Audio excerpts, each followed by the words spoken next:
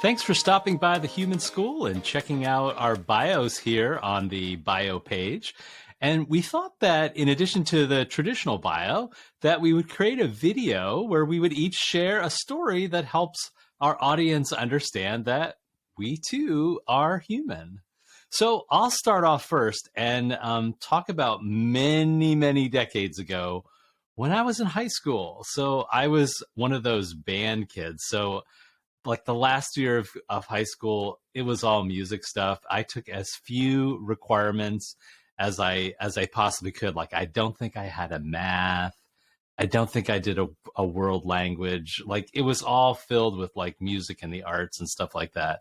And that is who I am right now. Somebody who definitely loves to consume all sorts of arts. I love going to New York City. I think it's like this huge arts feast that there's just so much to do.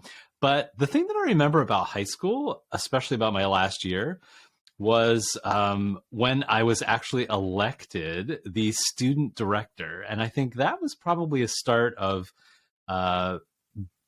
this idea of leadership, and that this was something that I really kind of enjoyed, and I think I had a little bit of skill at. And so, really grateful to the person who was the teacher most influential probably in my high school life. That was Ron Demke, who's still here, directs the Allentown Band, still very active as a musician and a good human being. And I just think that was a really unforeseen opportunity for this really shy, sort of introverted kid to be able to step in front of a band of 200 kids and be able to direct them. So that was a really influential experience in my life, and something that I think started this whole journey, which is sort of where we are right now. How about you, Chad or Rachel? What sort of experiences do you want to share? So one of mine is also from high school. I was in a philosophy class in high school. I think it was my junior year, maybe.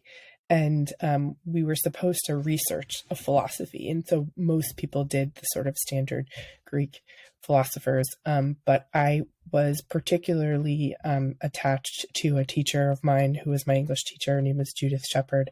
And one of the things that we talked a lot about when I was 16 even was about education and about learning. And she talked to me about the Waldorf School. And so I ended up using the Waldorf philosophy for my project. I went and I visited. We have a really incredible version of a Waldorf school in Kimberton near here that's attached to a farm. But the idea that learning and teaching and skills can be attached to students based on their development, based on their interests, that looked at agency, allowed space for students to self-select and create space within the school. Things like knitting is incredibly important in the early parts for them, or the students in the Kimberton school work on the farm as well. So they take care of the goats and the cows, and then they use the milk to make yogurt, which they actually sell in local grocery stores. But also then that farm feeds the students at the school. And that level of integration with a community, the level of student agency in how some of the decisions are made and the products that are created. And then this idea of teaching that wasn't this standard trajectory, linear trajectory, that it could be based on developmental or interest, really blew my mind at 16, that I learned pretty quickly, and way earlier, thanks to Judith, than I would have, I think, otherwise, how the structure of school could look really different. And so I was really blessed with the opportunity to see it as a system, as opposed to as like the truth with a capital T. So that shaped a huge part of where I went as I got older. For me, I have thought about the role of mentorship, and I've had very wonderful opportunities. I think about schooling for me. I think about my first grade teacher, Miss Keener, who I went back to see every day in the last day of school through pretty much my entire life until she retired. I think about my parents. My mom was a elementary school teacher, and my dad was a school counselor. They were both really formative in why I went into teaching and education. I've been really fortunate to have some wonderful supervisors over the year.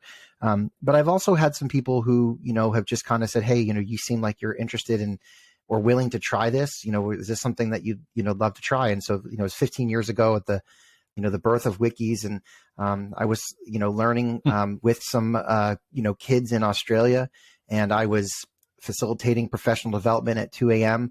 with some folks in New Zealand. And it was because I had people who just said, hey, this seems like something you're interested in trying. And then, again, I think about my relationship with, with Randy and with Rachel, and having people in my life who just simply said, like, let's try this, and being willing to go along with it. So for me, a big part of my learning journey has just been being open to the potential outcomes and not saying no to a whole lot.